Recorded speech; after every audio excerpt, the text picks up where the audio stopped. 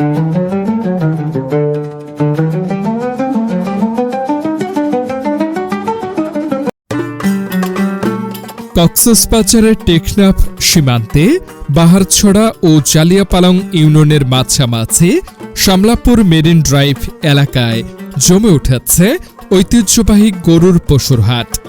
প্রতি বছরের মতো এবারও স্থানীয় ঝাউবাগানের সুশীতল ছায়ায় মনোরম পরিবেশে চলছে কুরবানির পশু কেনাবেচা। তীব্র রোদ উপেক্ষা করে মনোরম ও ঠান্ডা পরিবেশে স্বাচ্ছন্দ্যে কেনাকাটা করছেন ক্রেতা ও বিক্রেতারা। বিশিষ্ট ব্যবসায়ী আলহাজ আতিক উল্লাহ সওদাগরের পরিচালনায় এই হাটে সম্পূর্ণ সরকারি নিয়ম মেনে হাসিল আদায় করা হচ্ছে বলে জানা যায়। এলাকার বাইরে যারা থাকে তাকে এখানে এসে গরু কিনতে পারবে। গরুর হাট বাজার ঠিক আছে, একে দেখে শুনে কিনতে হবে আর কি। জাউ বাগানে সিআইসি অফিসের পাশে, পশ্চিম পাশে যারা বিক্রি করতে আসবে এরাই সুযোগ সুবিধা পাবে, আর যারা ক্রয় করতে আসবে এরাইও সুযোগ সুবিধা হবে। আমরা এই ব্যবস্থা দিয়ে যাব। উপজেলা নির্বাহী কর্মকর্তা ইতিমধ্যে হাটটি পরিদর্শন করেন।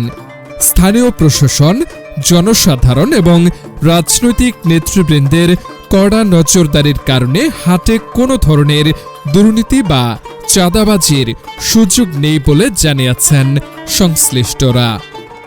এই হাটের সবচেয়ে বড় আকর্ষণ এর ভৌগোলিক অবস্থান। পশ্চিমে উত্তাল সমুদ্র আর সারি সারি মাছ ধরা নৌকা, আর পূর্বে সবুজে ঘেরা পাহাড়।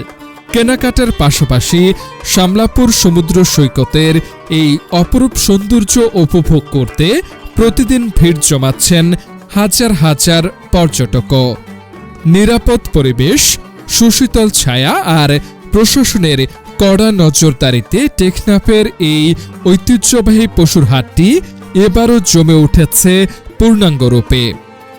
টেকনাফ থেকে মিসবাহ উল্লাহর ভিডিও চিত্রে দৈনিক খবর কক্সবাজার।